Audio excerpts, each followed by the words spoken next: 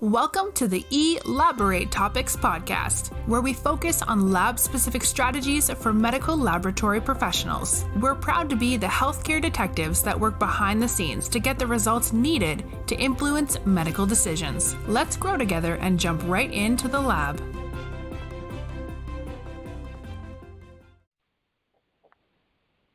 Hi friends, welcome back to another episode of Elaborate Topics. I'm your host for today's show, Stephanie Whitehead.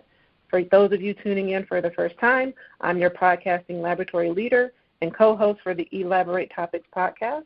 Elaborate Topics is a weekly podcast where myself and my co-hosts, Tywana Wilson and Lona Small, bring you topics related to the laboratory and leadership that help our listeners excel inside and outside the laboratory. And today we have a very exciting and special show, so let's get right into it. I'm joined by a very special guest, Ms. Maria Roussakis. Thank you for joining me today. Thank you for having me. Before we get into our conversation, Maria, why don't you tell our listeners a little bit about yourself and a little bit about your laboratory journey?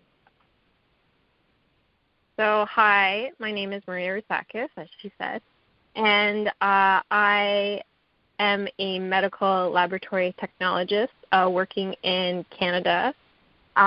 So my laboratory journey really began when I graduated from my bachelor's degree in 2016.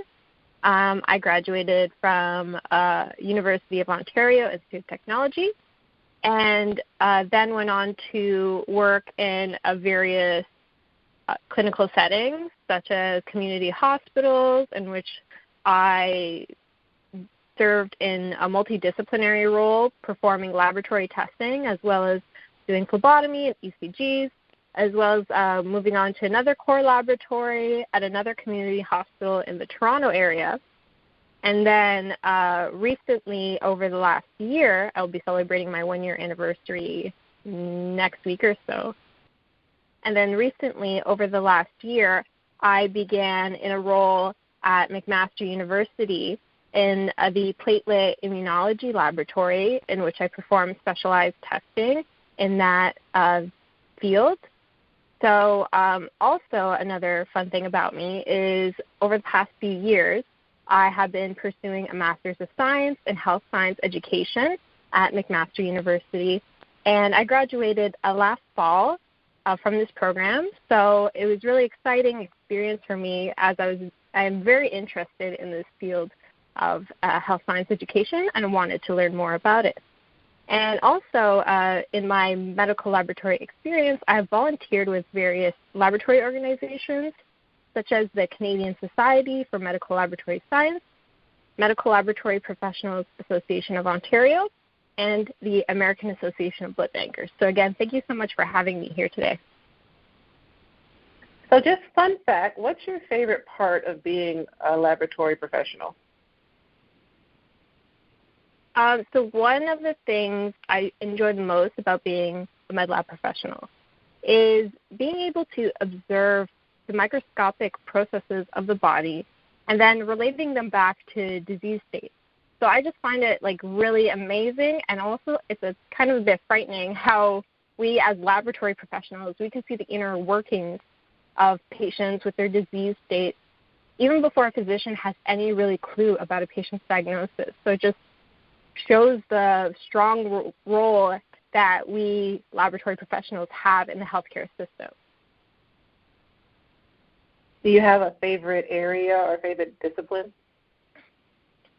So working in the core laboratory, thankfully, I've been able to be exposed to different areas, but I do have two main favorites, and these are blood bank and hematology. And I really enjoy these two, and I find they also work really well hand in hand with each other. So not just one favorite, but really top two. Blood bank was my favorite also. So we'll get into your social media chat, which is the main reason I was so interested in interviewing you. You have a chat room, a Twitter chat called #MedLabChat. So tell our listeners about your Twitter chat. Yes, so as you said, MedLabChat is a Twitter chat. So this MedLabChat was started over a year ago in the fall of 2019. And this was, this is a medical laboratory related discussion where topics are discussed over the Twitter community. So basically, 4 questions are asked throughout a 1-hour time period. And these discussions, sometimes collaborations occur with other professionals on topics for these discussions, especially when there are topics that I'm not as knowledgeable about. So I try to seek others who are more knowledgeable. And yeah, it's been a really great initiative, and having these chats occur have led to some really great discussions. Yeah, I'm sure it has. I mean, it sounds like it has a pretty wide reach. So what was the motivation behind you creating that? Did it just like pop in your head one day, or you just said, I want to create a forum or a chat? What was the motivation behind you making this come to life? So it's a really interesting story, and I remember it still to this day. So really the first MedLabChat, again, began back in the fall of 2019, and it really just started off as a conversation between myself and a fellow laboratory professional, actually a friend I made through Twitter, so Dr. Konstantin Kanakis, who's also a laboratory professional, worked as a medical laboratory scientist as well. So we were discussing the differences in the medical laboratory titles between Canada and the U.S., where he has lived and worked. And I was just talking and commenting to him about how confusing it was. You know, MLT in Canada meant something different in the U.S., the MLS title in the U.S., the MT title, MLAs in Canada. You know, I was just really confused and just talking to him about it. And I had suggested maybe let's organize a Twitter chat about this topic, because I had seen similar chats done before on the platform. This is when we collaborated on the creation of questions and organized a time to host the first ever MedLabChat. So how far have you noticed that how big is it? How far has it reached? Is it international?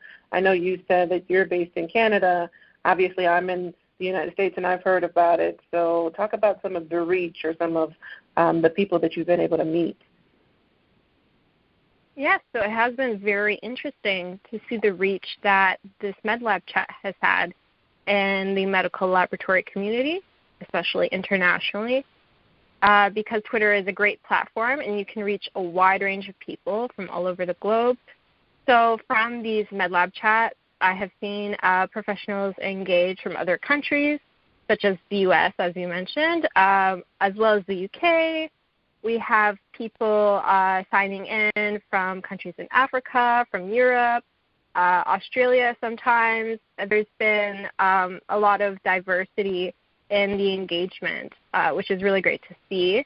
And also this has led to collaborations with certain professionals from international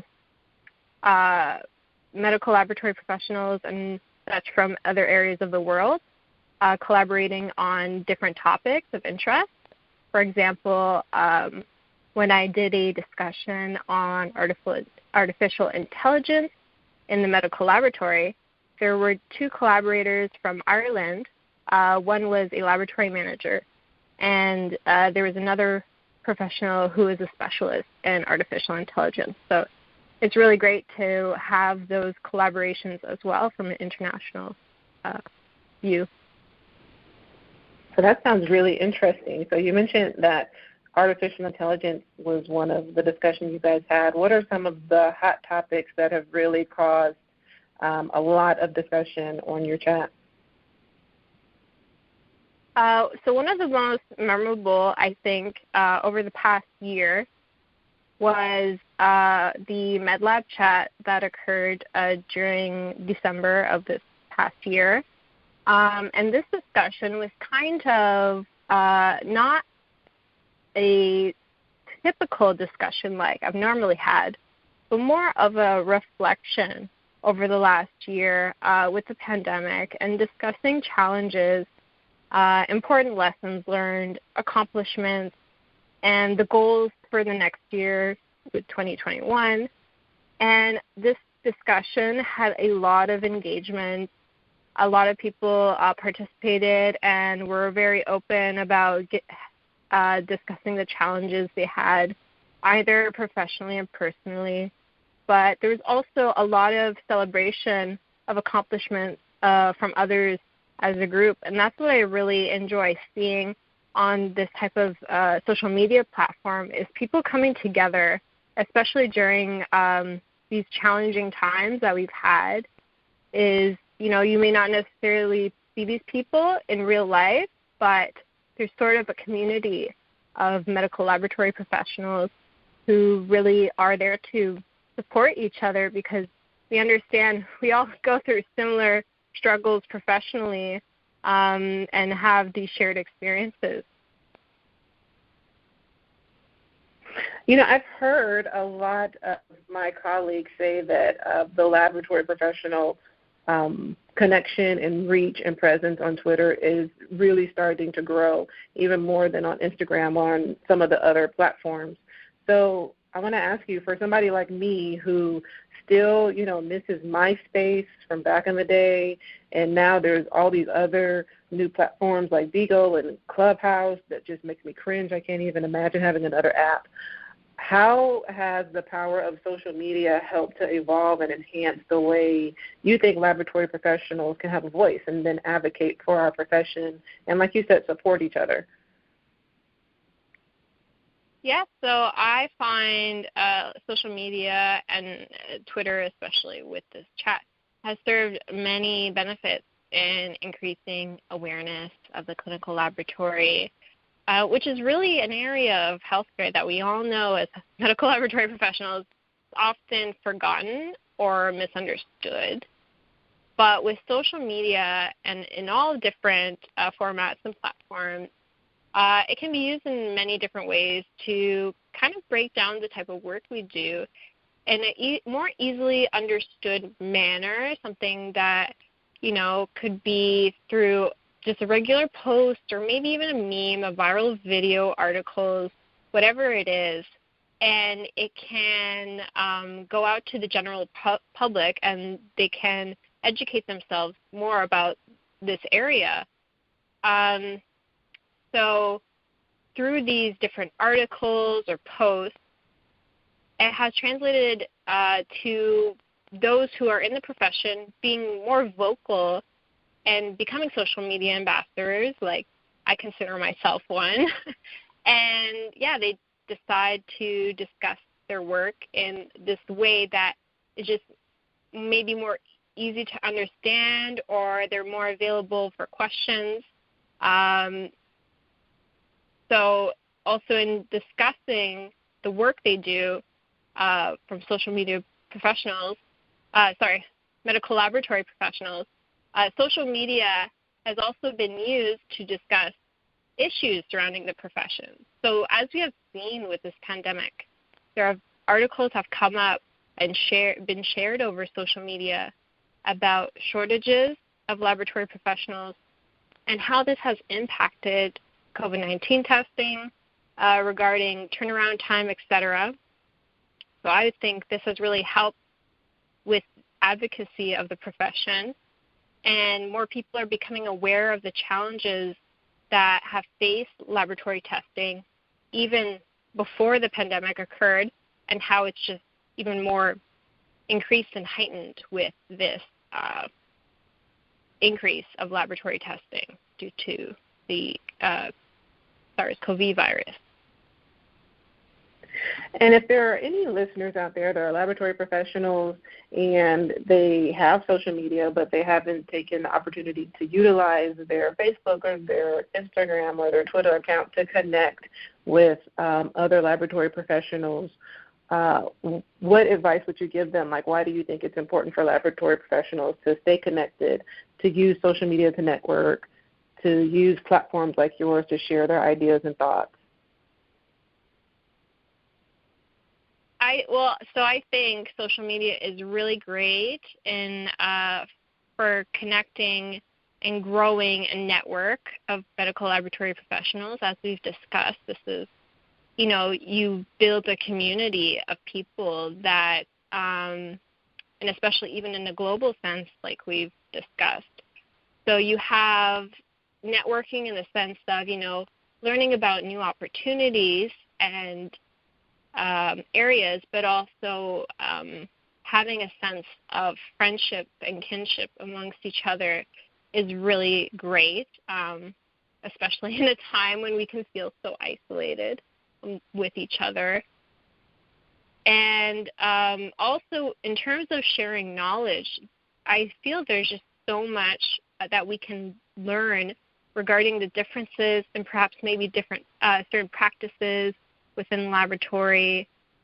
And whenever we do have a network of professionals in our vicinity, these discussions can occur, and maybe even advice can be sought out whenever needed. For example, if someone's new to the field and they're unsure about something, maybe they can ask those professionals in their network for some advice or for some clarification, and see, if there's differences at different clinical institutions about practices and why that is. So, yeah.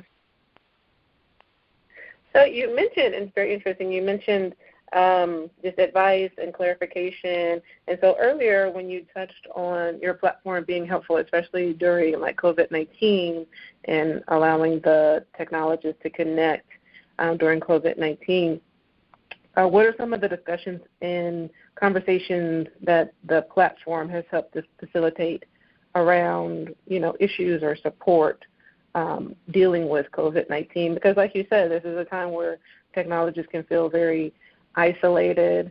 We're not going to conferences. We're not going, previously we weren't going out on as many CAP inspections. Now CAP inspections and other inspections are mainly virtual with an element of on-site, but a smaller team. So people can really feel like they're not getting that connection that we used to get as peers and technologists.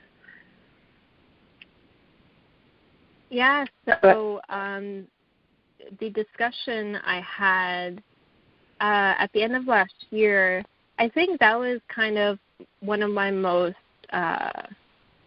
one of the discussions I had that was centered around COVID, in terms of a discussion about, the difficulties about the pandemic and the difficulties professionally that we've all faced and personally. And so that was a great discussion with reflection on the past year.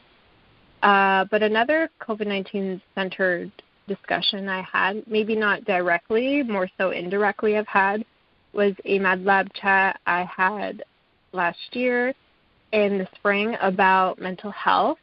And I think discussion of mental health is a very timely topic, especially during the age of the pandemic, because there has just been an increase of discussion and awareness surrounding the topic, especially considering so many people have been going through struggles.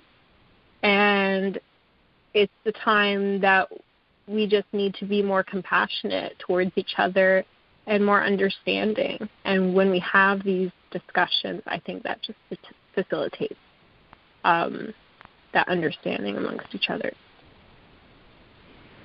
I think that's great. That's amazing because, like we said, and like so many people who have had similar conversations have said, that it's just a very tough time. You don't know what people are going through in their home life. The stresses of people's home lives have changed and possibly accelerated due to the pandemic. And so I think it's just a time for us all to kind of connect, be kind to each other, have a little bit of grace and compassion and empathy, because you don't know what anybody's going through. And I think that's why chats like these are very important and really timely. So congratulations on implementing this and kind of spearheading this and being a social ambassador, as as you mentioned. But speaking of being a social ambassador, it's not just its chat. You also have a website called My Kind of Science, and you've done several blogs on this website throughout your career. And so I also think your website is very interesting. So tell the listeners about your other media work, your blogs, and your website, et cetera. Yeah, so, interestingly, I started this website back in my undergraduate studies, and I really created it for a discussion on various topics of science, because I just wanted an outlet where I could discuss not just the scientific topics as is, but also wanted a social aspect to the science topics, and was really inspired by books regarding, feminism and science, and also like race studies and science. But the blog really evolved over the years, as we all do, and it also has featured a different, maybe kind of interview style blogs along the way. Most recently, I started a series called Global Laboratorians, and that has been a blog where I've showcased different laboratory professionals and the work they do and how someone could practice in that role. So for myself, I really like looking at different topics, and they're all relating to science, and more so over the years, medical laboratory science. But it's been a really great outlet to have this blog and contribute to it these various topics that I'm interested in. And then outside of the blog, I've also tried to have other kind of media work, such as like some interviews. Over the past year, I have had an interview describing my experience as a medical laboratory technologist during the pandemic. So about a year ago, I did one interview with Huffington Post Canada, so where I discussed the impact of the pandemic on laboratories. So this post interviewed different healthcare professionals and their views on the pandemic when it was still very young in its infancy. But I discussed my experience as working in a very short-staffed laboratory with half my staff members, my colleagues, were quarantined due to exposure of the virus from a colleague. So that was a very stressful experience, and to think it was only just a year ago I was going through that. And then I've also been contributing to other articles on other websites. So an example of this was the website Healthy Debate, in which I was asked to do a contribution to their Faces of COVID-19 series. So I talked about all the recognition that medical laboratory professionals have gotten during the pandemic, which, to be honest, is much long overdue. But yeah, so it's been really great to also contribute to these other, the Huffington Post and these other websites, as well as my own. So that's been a really great experience. So to me, as a laboratory scientist working the bench and working the front lines, you're also doing a lot outside of the laboratory. I mean, all of your work in social media, all of these websites that you're connecting with, all of these interviews that you're doing. So congratulations on that, on using your degree and your certification as a platform to continue to educate people internationally. But it's just not social media work. You're also really involved, from my understanding, in professional organizations. So why don't you talk a little bit about your involvement, particularly with the AABB, and how also being involved with professional organizations has helped you throughout your career? Yeah, so my involvement with AABB, it's really interesting that we discussed me being involved with AABB as well as the social media discussion, because it was really due to social media that I became familiar with the work of AABB and decided to become a member. And this was back in summer of 2019, so not that long at all. But it was really great in advertising the work that they do. And as well, after I decided to become a member, that fall I attended the conference, AABB conference in San Antonio, Texas. And it was such a great experience. Like, I came to that conference knowing no one, and I developed so many great friendships, and I met so many people, and I learned so much.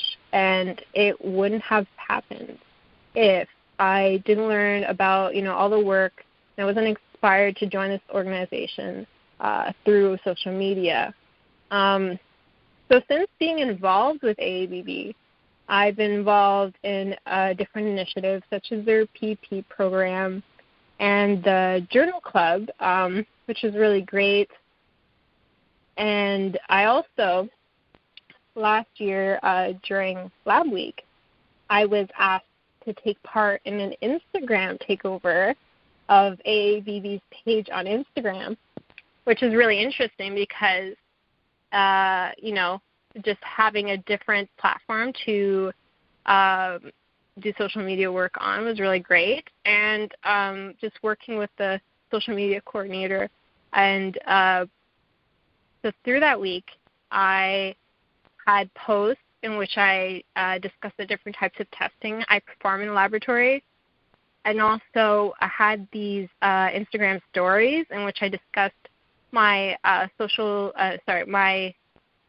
medical laboratory career journey, and it was just a really great and fun experience.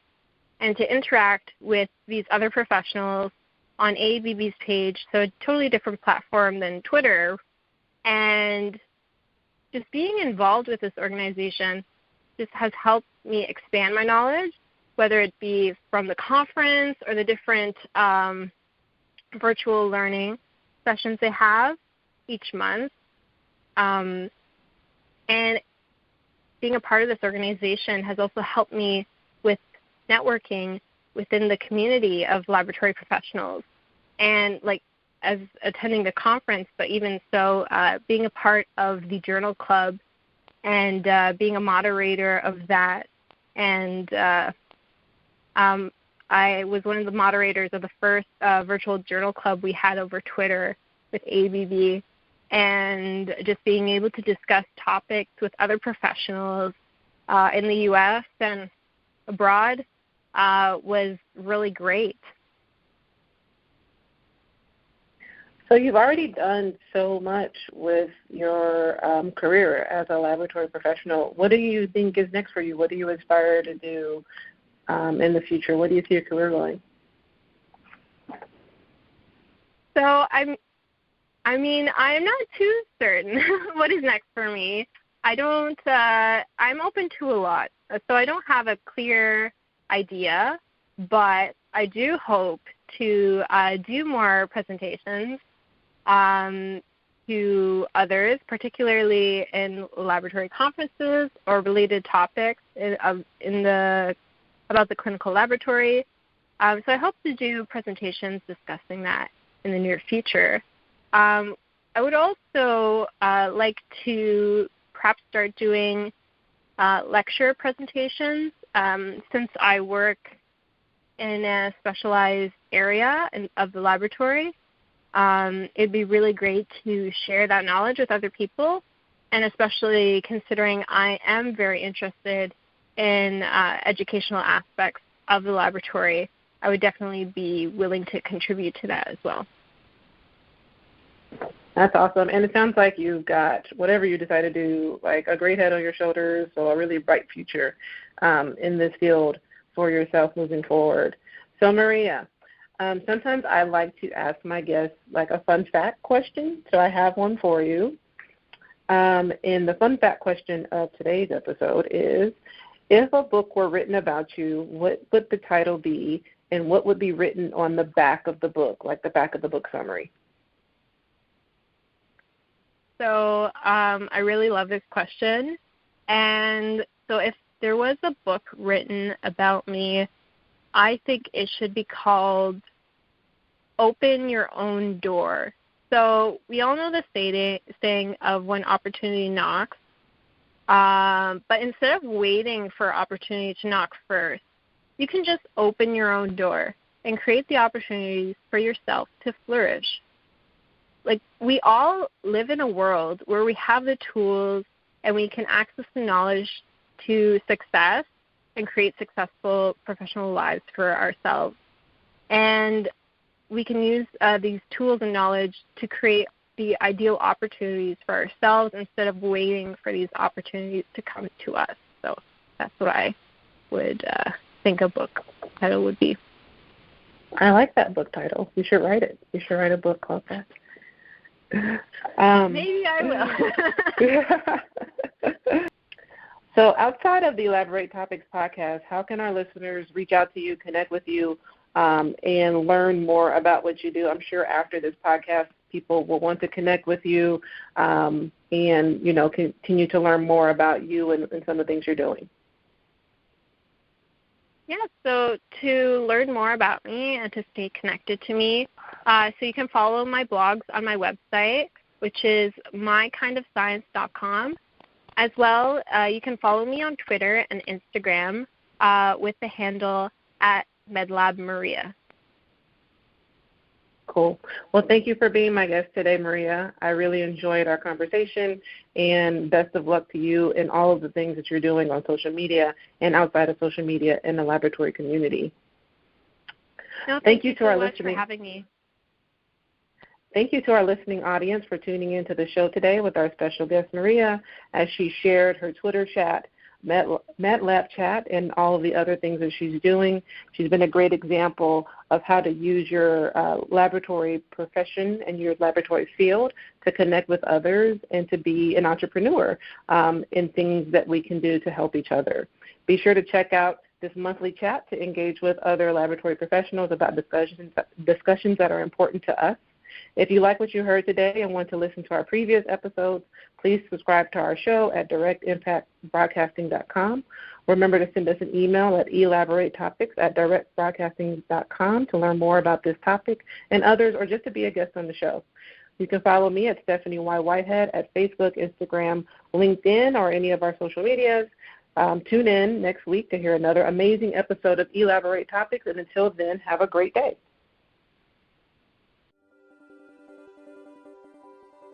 Thank you for tuning in to another episode of Elaborate Topics, where your hosts discussed relevant strategies for laboratory professionals. Please subscribe to this podcast on your favorite podcast platform and listen to us on directimpactbroadcasting.com. Stay tuned for another episode with information you can use to excel in your laboratory career.